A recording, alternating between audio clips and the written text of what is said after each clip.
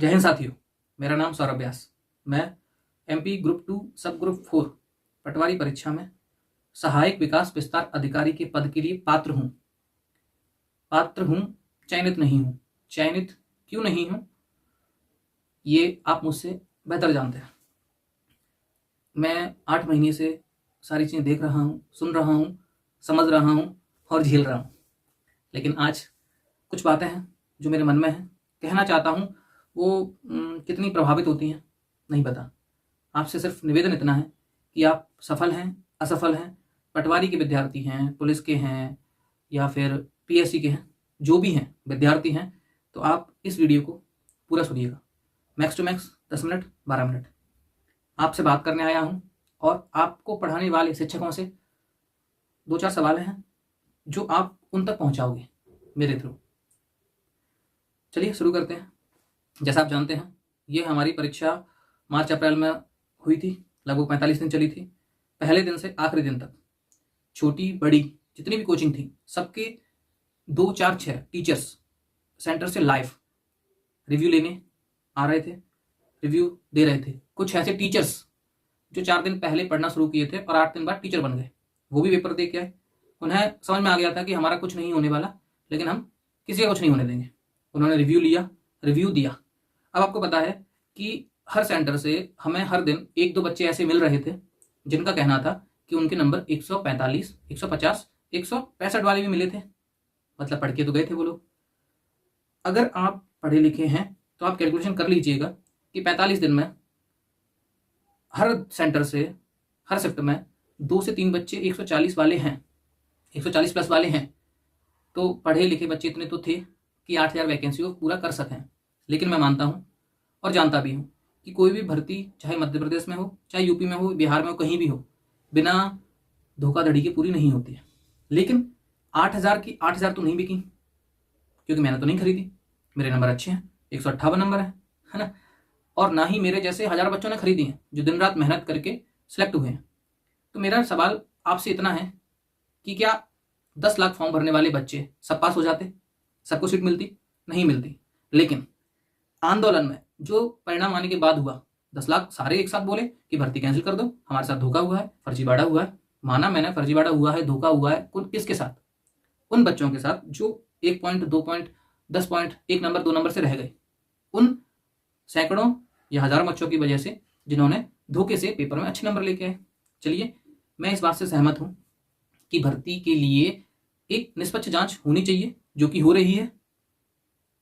जब रिजल्ट आया था उसके बाद से आप सब जानते हैं कि हर दिन कोई ना कोई टीचर आकर आंदोलन करने की बात कही गई। पहले कुछ शांत रहे बड़े टीचर्स, लेकिन जब उन्हें दिखा कि टॉपर्स की लिस्ट में सारे बच्चे एक ही सेंटर से हैं, तो उन्होंने भी कहा नहीं भाई, भर्ती में गड़बड़ तो हुई है, तो हमें इसके लिए जांच की मांग करनी चाहिए। हमने समर्थन किया जांच की मांग के लिए। सब लोग इकट्ठा हुए।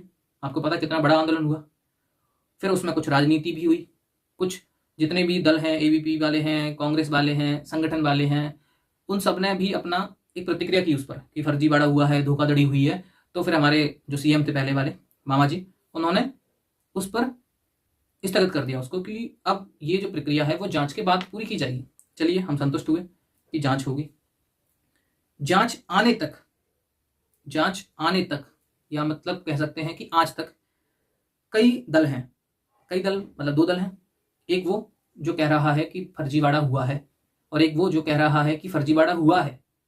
हम जांच के लिए तैयार हैं और हम चाहते हैं कि इसकी निष्पक्ष जांच हो, लेकिन भर्ती निरस्त ना हो। उनका दल पता है कितना है? समंदर में लोटे के बराबर। जब 2 लाख बच्चे खड़े होकर ये बोलेंगे कि भर्ती कैंसिल करवा दो, तो 8000 की आवाज कौन सुनेगा? मैं उनमें से हूं जो चाहता है कि भर्ती 2 महीने बाद हो जाए, कोई दिक्कत नहीं, 4 महीने बाद हो जाए, लेकिन कैंसिल ना हो। क्यों? क्योंकि 8000 में से 5-6 हजार बच्चे ऐसे हैं, मैं मान के चल रहा हूं, वैसे ज़्यादा भी हो सकते हैं, लेकिन हम 6000 मान के चलते हैं कि 6000 बच्चे ऐसे हैं जिन्होंने दिन रात मेहनत करके एक अच्छे नंबर लेकर आए। और आप भी जानते हैं, पढ़े लिखे हैं, जैसा मैंने अभी बताया था कि हर सेंटर से हर शिफ्ट में 2 बच्चे 140 प्लस वाले मिले हैं हमें। तो इसके बाद की कहानी आप जानते हैं। लेकिन मध्य प्रदेश बेरोजगार युवा संगठन के अध्यक्ष चौहान सर, आप बहुत अच्छे से जानते हैं उनको, दिनेश ठाकुर, दिनेश चौहान, दोनों नाम राशि, दोनों के नाम सेम है। और भी सर हैं, गोपाल सर हैं, मैं बहुत ज़्यादा इन्वॉल्व नहीं रहता हूँ इन चीज़ों में। जब रिजल्ट आया था उसके बाद उनका कहना यह था कि हम भर्ती निरस्त करवाने के पक्ष में नहीं हैं, हम सिर्फ चाहते हैं कि जांच हो और नियुक्ति मिले। हमने उनका समर्थन किया। फिर बीच में एक दो वीडियो डाली। अभी सरकार बीजेपी की जीतने के बाद दिनेश चौहान सर का पहला वीडियो था। उनका कहना यह था कि सब क्लियर, सरकार आ चुकी है, भर्ती निरस्त नहीं होगी, सबको नियुक्ति मिली जाएगी, नियुक्ति मिलेगी। चलो अच्छा लगा सुन के। 2 दिन बाद फिर वीडियो बनाते हैं वो, ऐसा ही कुछ बनाते हैं कि भर्ती होगी नहीं होगी, पटवारी भर्ती आने वाली है, ऐसा ही भर्ती आने वाली है और फलाना ढेम का जो भी है। अभी कल वीडियो आया उनका कि भाई साहब फर्जीवाड़ा हमारे गुप्त सूत्रों से पता चला है कि फर्जीवाड़ा बहुत बड़ा हुआ है, जांच की रिपोर्ट तैयार हो चुकी है, सिर्फ आदेश आना बाकी है, अब इस पर हम कुछ ज्यादा चर्चा नहीं कर सकते। भाई क्यों नहीं कर सकते? शुरुआत आपने की है तो अंत भी करिए। आगाज करना आसान है, अंजाम तक पहुंचाइए सर इसको।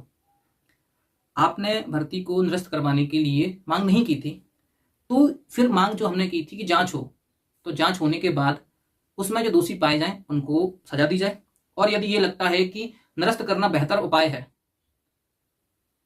निरस्त करना बेहतर उपाय है, तो मुझे एक बात बताइए आप कि निरस्त करने के बाद क्या उन लोगों को सजा दी जाएगी जिन्होंने फर्जीवाड़ा किया है, जिन्होंने सीटें बेची हैं?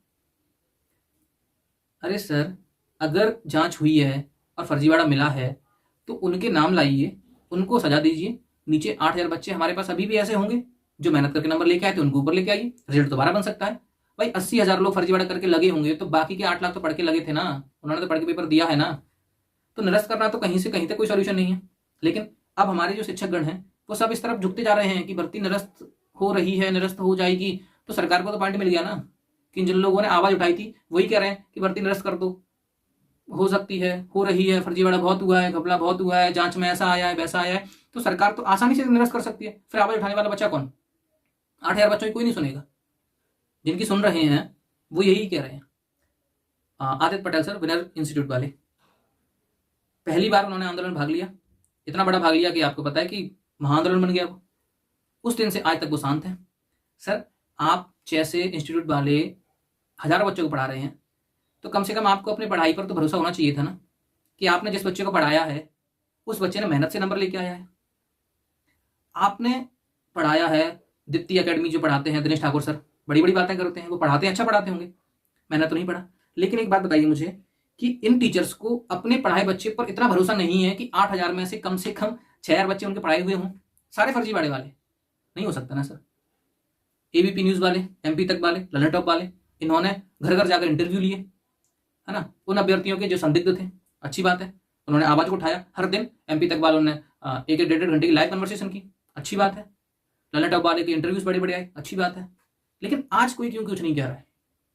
भाई चुनाव हो चुका है, परिणाम आ चुके हैं, निर्देश कई चीजों के जारी होते जा रहे हैं, आदेश आ रहे हैं, तो इस मुद्दे पर कोई क्यों नहीं कह रहा? कह रहे हैं तो सिर्फ कुछ शिक्षा के व्यापारी। शिक्षक नहीं कहूंगा सर मैं उनको, और आप शिक्षक हो भी नहीं। शिक्षक होते तो हित की बात करते, शिक्षक होते तो हित की बात करते विद्यार्थियों का, ना कि अपना। आज ये भर्ती कैंसिल होती है तो नुकसान किसका हुआ? मेरा, उन 8,000 बच्चों का जो मेहनत कर सकते थे, कर रहे हैं और करेंगे।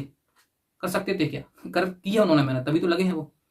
आप तो कैंसिल करवा दोगे, हाँ हमने कैंसिल करवा दी, देखा आपने हमारी पावर कितनी है और भर्ती कैंसिल हो गई। आपका कुछ नहीं हुआ सर, भर्ती कैंसिल वो सरकार करना चाह रही थी, आपने उनको सपोर्ट कर दिया। लो भाई जयराम जी के, नहीं होता सर ऐसा। तो आप सर एक बार अपने कोर्स को साइड में रखिए। आज आपने हमें पढ़ाया है, हम सिलेक्ट हो चुके हैं, लेकिन लटके हुए हैं बीच में, और बच्चे ऐसे लटके वाले हैं, एमपी पुलिस वाले हैं जो अभी रिजल्ट का वेट कर रहे हैं। रिजल्ट आ भी जाएगा तो क्या गारंटी है कि उसमें फर्जीवाड़ा नहीं हुआ होगा? और ऐसी कितनी परीक्षाएं हैं जो रिजल्ट उनके पेंडिंग है। आज इस भर्ती को निरस्त करवा दीजिए, ठीक है, कोई दिक्कत नहीं है। इसकी गारंटी कौन देगा? आप दोगे कि हमने भर्ती कैंसिल करवा दी, अब यहां से आगे किसी भर्ती में कोई फर्जीवाड़ा नहीं होगा? नहीं, इसकी गारंटी नहीं दोगे आप कहोगे कि बेटा अगर गलती होगी तो हम तैयार है, भोपाल चलो, इंदौर चलो, आंदोलन करो। क्यों, क्या होता है इनसे? सरकार वही करती है उसको करना होता है। ऐसा अगर आपको नहीं लगता है तो आप भर्ती की जांच करवाइए, उन बच्चों को सजा दिलवाइए जिन्होंने फर्जीवाड़ा किया है, उन लोगों को सजा दिलवाइए जिन्होंने सीटें बेची हैं। अगर आपको लगता है कि सरकार आपके हिसाब से चल रही है और आपकी मांग करने के हिसाब से उन्होंने भर्ती को कैंसिल कर दिया, या आपकी आवाज उठाने की वजह से छात्र के संगठन की डर गई सरकार कि क्या होगा हमारा, इसलिए उन्होंने भर्ती को निरस्त कर दिया, नहीं भाई साहब, पैसे कमा लिए जिसको कमाने थे। तो इसीलिए जितने बच्चे मेरी बात से सहमत हैं और वो ये चाहते हैं कि भर्ती 3 महीने बाद हो जाए, 6 महीने बाद हो जाए, कोई दिक्कत नहीं है, लेकिन निरस्त ना हो। दूसरी चीज कि इसमें जितने बच्चे पकड़े जाएं जांच में, उनको सजा दी जाए, और जिन्होंने पैसे लिए हैं उनको सजा दी जाए, उनके नाम जग जाहिर किए जाए कि भाई ये फलाना इंसान यहां से है, इसने पैसे इससे लिए थे, इसलिए हमने इसको आरोपी करार किया है और सजा दी जा रही है। ऐसा होता है तो हम बिल्कुल इंतजार करने का हमारा हक है। I mean to say that कि हम इंतजार कर सकते हैं। तो इसलिए कृपया करके हाथ जोड़कर विनम्र निवेदन है मेरा आप सभी पढ़ने वाले और पढ़ाने वालों से कि कृपया एक बार थोड़ा सा हमारे बारे में सोचिए। मेहनत करके हम यहाँ तक पहुँचे। मैं अपनी मेहनत से खुश हूँ, मेरे घर वाले भी खुश हैं, लेकिन परिणाम आप सब जानते हो। इसीलिए जितने लोग मेरी इस वीडियो को देख पा रहे हैं वो इस वीडियो को ज़्यादा से ज़्यादा शेयर करें। सब्सक्राइब बिल्कुल मत करिएगा, सिर्फ शेयर करिए। सब्सक्राइब करना मेरा कोई उद्देश्य नहीं है कि मैं बहुत बड़ा यूट्यूब चैनल चलाने वाला हूँ फिलहाल मैं, तो मुझे सिर्फ इतना चाहिए कि आप इस वीडियो को शेयर करिए। जितने भी टेलीग्राम्स ग्रुप्स हैं आपके पास उसमें इसको पहुँचाइए। जितने टीचर से आप जुड़े हुए हैं उनसे कहिए सर ये वीडियो 10 मिनट की सुन लीजिए। ये सब आप लोगों की बातें हैं, इसलिए ये आपका फर्ज बनता है कि इसको जहाँ तक हो जितना हो उसको पहुँचाइए। हमारे माननीय मोहन यादव जी जो नए मुख्यमंत्री बने हैं उन तक पहुँचाइए, जितने भी हम जहाँ तक पहुँचा सकते हैं, क्योंकि ज़रूरी है सर। अगर हम शांत रहेंगे तो आपको पता है क्या होने वाला है। भर्ती किसी भी सूरत में निरस्त नहीं होनी चाहिए। 8,000 बच्चे फर्जी लगे हुए हैं, उनको हटाइए, नए 8,000 को लेके आइए नीचे वालों को। 8 लाख लोगों ने पेपर दिया था कम से कम। अगर जांच में वो पाई जाते दोस्ती तो वो रिजल्ट दोबारा बना दीजिए। सॉल्यूशन बहुत सारे हैं, लेकिन भागना नहीं है सर, भर्ती कैंसिल नहीं करवानी है। और मैं स्पेशल रिक्वेस्ट कर रहा हूँ आदित्य सर से, सर प्लीज़, मध्य प्रदेश का आधे से ज़्यादा बच्चा आपके भरोसे पड़ रहा है। ये आपका फर्ज बनता है कि उनको इस मुद्दे पर कुछ तो ऐसा बोल सकते हैं, संकेत दीजिए कि आप उनके साथ हो, पढ़ने वालों के, क्योंकि आपकी कोचिंग से हज़ारों बच्चे निकलेंगे, निकल रहे हैं, निकलते हैं। आपका शांत रहना सर अच्छी बात नहीं है। इसलिए जितने बच्चे हो सकते हैं इस वीडियो को आदित्य सर तक जरूर पहुंचाएं, ये मेरा आपसे निवेदन है। और आदित्य सर अगर आप इस वीडियो को सुनते हैं तो कृपया अपनी प्रतिक्रिया जरूर दीजिए, और सरकार से, लोगों से, आपके सहयोगियों से, आपके मित्रों से, जितने भी शिक्षक हैं उनसे बात करिए और इस पर एक स्पष्ट और हमारे संतुष्टि हमें ऐसी कुछ मिले, ऐसा कुछ उपाय ढूंढिए और जल्द से जल्द इस प्रक्रिया का अंत करवाइए। मेरी बातें आपको बुरी लगी होंगी, उसके लिए मैं क्षमा चाहता हूँ, लेकिन सर आप दर्द हमारा बेहतर समझ सकते हैं। बस मैं इतना ही कहूँगा कि इस वीडियो को ज़्यादा से ज़्यादा शेयर करिए। धन्यवाद। जय हिंद।